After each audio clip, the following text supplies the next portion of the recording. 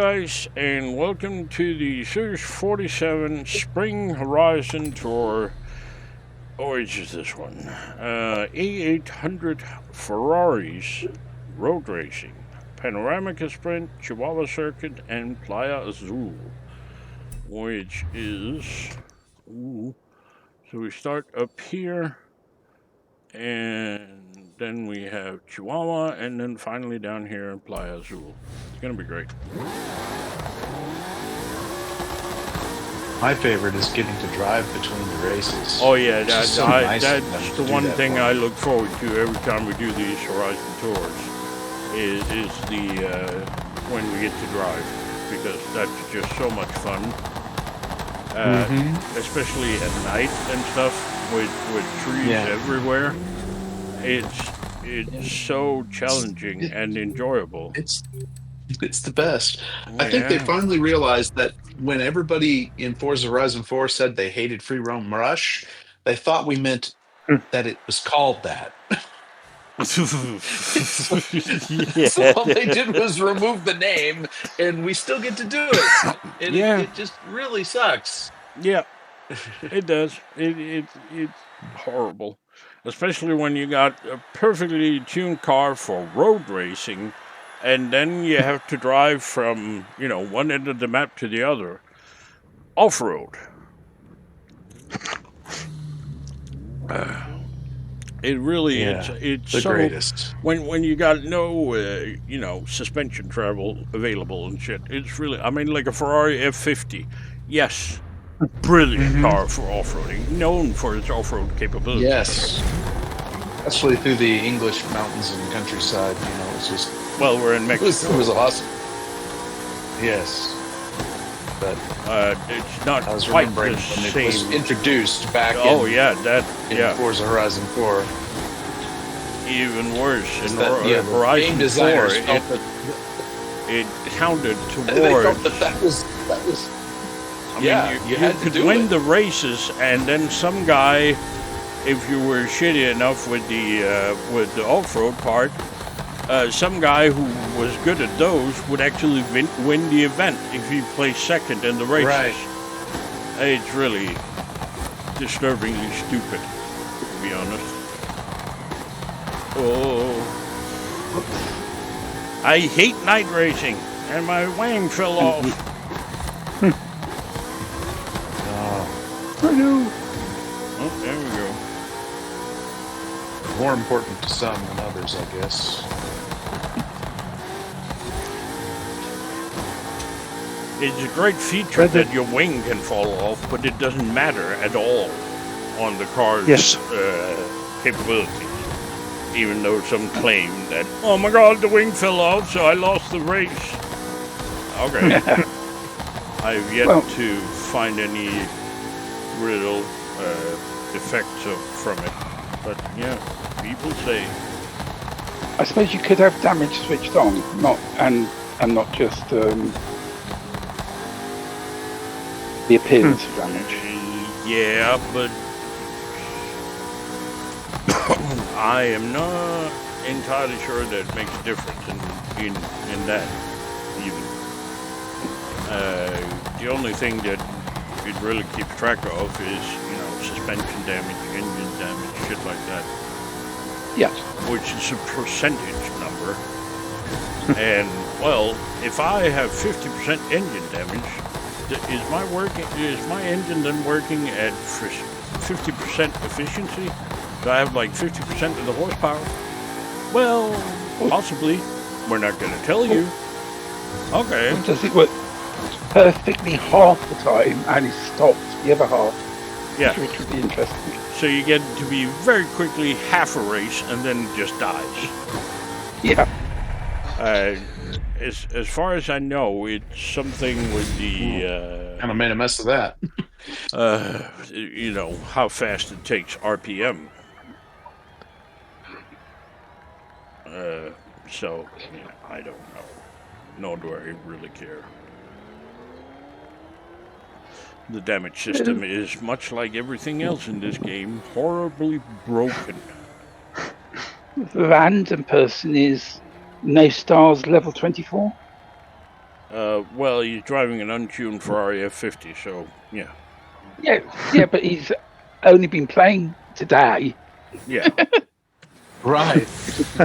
This is we were going to refer to this guy as Mr. PS5.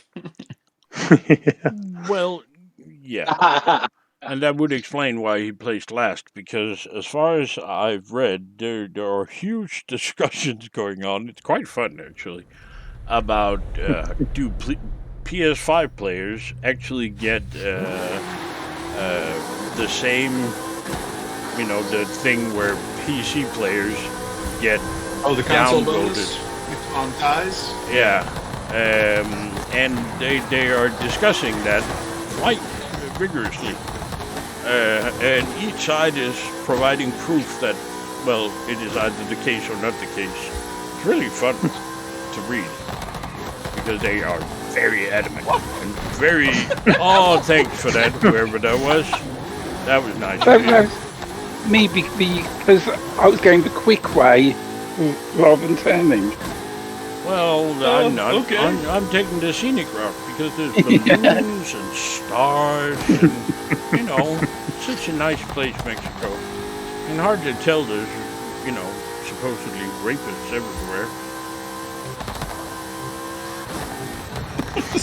I'm not sure what you were doing.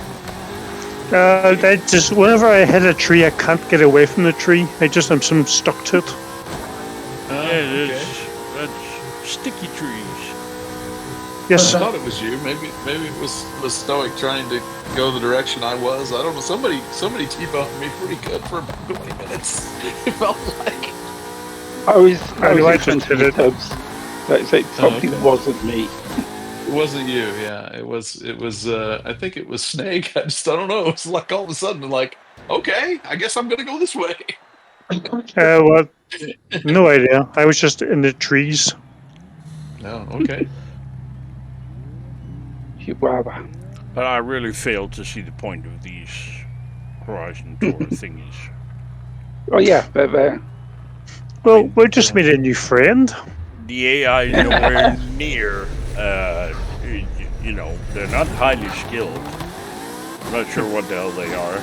And, the It's to driving introduce you to the next landscape. event that has absolutely no bearing on your starting position or, well, anything really.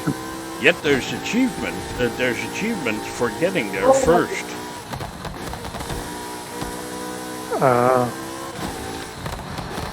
anyone. Dude. Okay. Let me just go ahead and go around you, because you're just a hazard to navigation, my friend. Who? No, Tall Leaf, the rando Oh. in the untuned car. Well, he is driving a rear-wheel drive Ferrari F50, which is, well, rather powerful. Yeah. no, my game is more power than he glitching. can handle, Wait. that's for sure. Your game is what now? My game is glitching all over the place. I can't even keep his car straight. Well, you're supposed to be turning it. Don't keep it straight because of recorders. Yeah. Have I finished this race?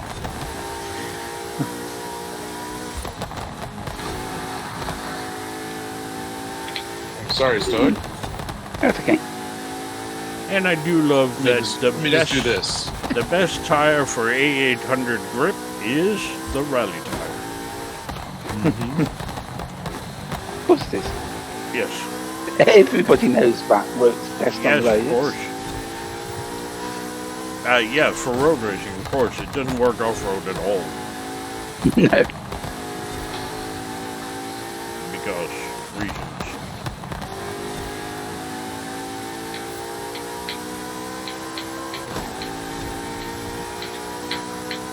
Well, turn. Oh.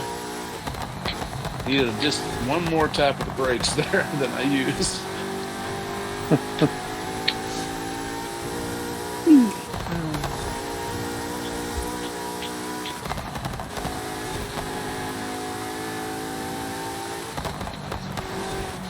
Tubbs, did you see, by the way, that a space probe took pictures of the pole, south pole of the sun? No. That's quite amazing, actually. Really cool pictures. Apparently, this is the first time ever that we've managed to take pictures of one of the poles of the sun. I didn't even know it had poles, but yeah, yes it does. Well, yeah, it spins like any other celestial object. It's flat, would have a pole. like the Earth. Yes. Gotcha. Or something. I don't know. I think in another 30 laps, I would have caught you. Yeah, I could feel you bearing down on me. Yes, dude, it was so close.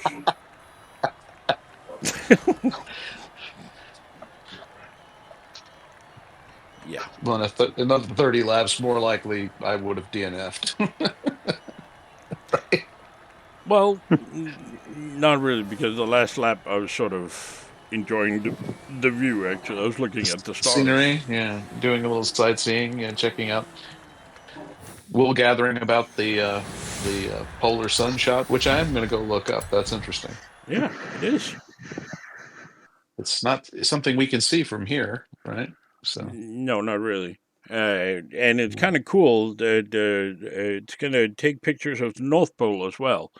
And they are currently in the pipeline, but it takes a couple of weeks, if not months, to transfer the pictures. Transmit, yeah. Kind of low bandwidth connection. Yeah, it's not a gigabit connection. No, there's some latency issues.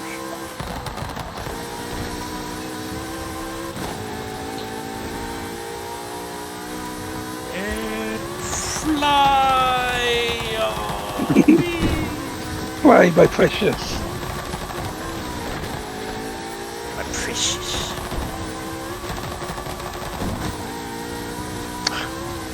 But you have to say it right. Shockingly, thinks. Yeah, okay. Well, yeah, if you've watched Lord of the Rings 8,222 times, then yeah, you may have to say it right. I am not a fan of Lord of the Rings. It is Nope. crap. No, neither am I, but we all know that quote, my precious. And I know there's going to be like 8 million comments to this video saying, "You said what? That's blasphemy!" Burn him at the stake. My wife's opinion is pretty well known. I took her to see the first movie in the theaters when it came out, and she literally was so enraged. She's like, "They didn't even get there?" Well, I did the smart thing. I did not see number 1 nor number 2 until number 3 premiered in the cinema, because I knew that my local cinema would do this thing where they showed 1 and 2 and then the world premiere of number 3. I had no idea the runtime of these movies. And to top it off, we got the extended edition of 1 and 2 prior to the world premiere of number 3. And the thing that staggered me the most was, well, their journey ends roughly halfway through movie number 3. The rest of the movie, and we're talking well over an hour, is spent saying goodbye? Really? Yeah.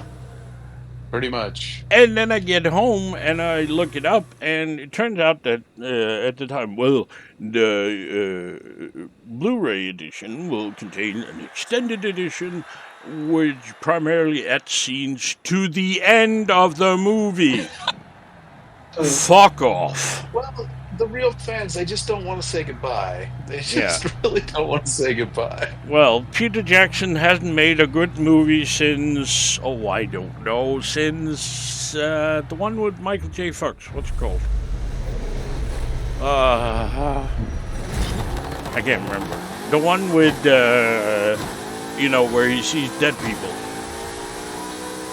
Michael J. Fox sees dead people?